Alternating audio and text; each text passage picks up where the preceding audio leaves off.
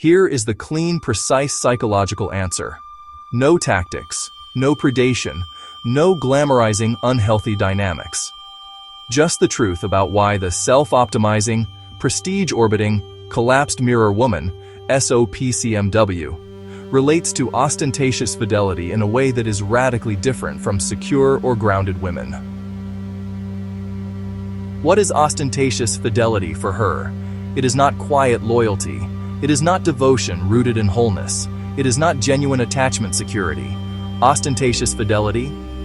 Performative loyalty designed to prove something, signal value, secure attachment, maintain status, preempt abandonment, compete with other women, hide insecurity under the guise of devotion.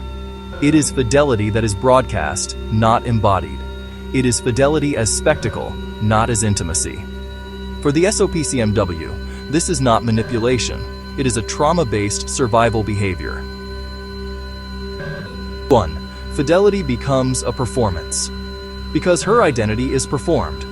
The SOPCMW lives in a world of image, impression, optimization, persona, desirability, prestige, orbiting, self-branding, mask management. She performs beauty. She performs competence. She performs confidence. She performs femininity.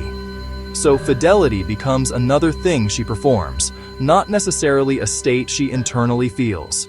She says and shows, I'm loyal. I'm devoted. I chose you.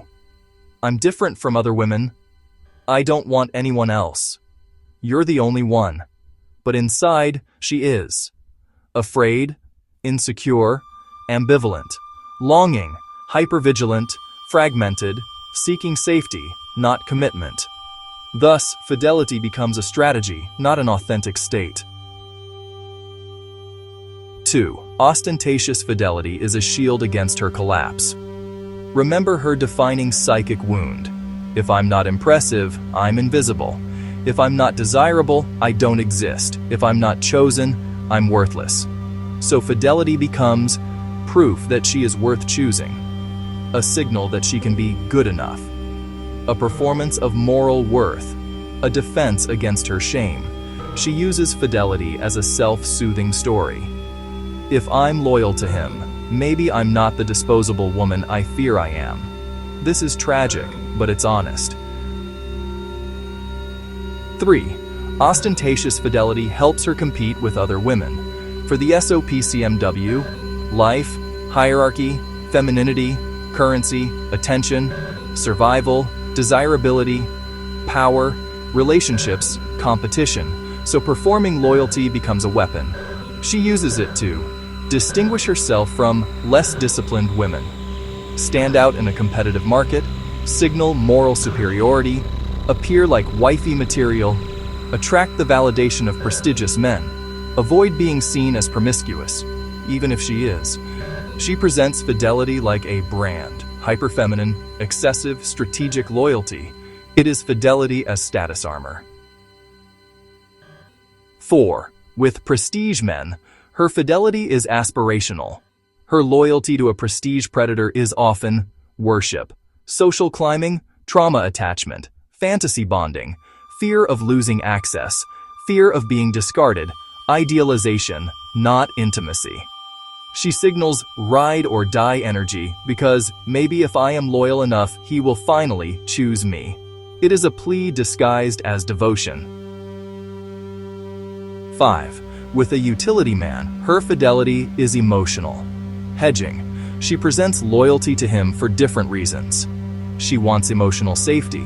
She uses him to rebuild self-worth. She fears losing the only stable male presence. She doesn't want to feel abandoned.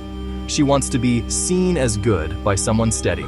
But here the fidelity is fragile, conditional, reactive, shame-based, soothing, not bonded, because she sees him as safe, but not prestigious. So her loyalty becomes a compromise, not a conviction. 6. Her relationship to fidelity is fragmented because she is fragmented. The collapsed mirror means she does not have a stable identity. Therefore, she cannot have stable fidelity. Her fidelity shifts based on who validates her, who she fears losing, who raises her status, who regulates her nervous system, who makes her feel real, who mirrors her fantasies, who confirms her worth. Thus, fidelity is relational, conditional, situational, state-dependent, shame-dependent. It is not the slow, secure, grounded fidelity of a regulated woman. 7. She often means it in the moment. That's what makes it real. This part is crucial. She isn't lying. She isn't faking her affection. She is sincerely loyal in the exact moment she feels regulated by you. But because her nervous system is unstable, her fidelity fluctuates with dysregulation, shame spikes, trauma triggers, new prestige opportunities, attention withdrawal, fear, abandonment panic. In other words, she is not unfaithful. She is unregulated. 8. Ostentatious fidelity is ultimately a plea. A plea for what? Safety, visibility, validation. End of self-criticism, escape from promiscuity cycles, redemption, being seen as good, stability, worthiness. Her fidelity performance is her saying, please, let me finally be enough for someone.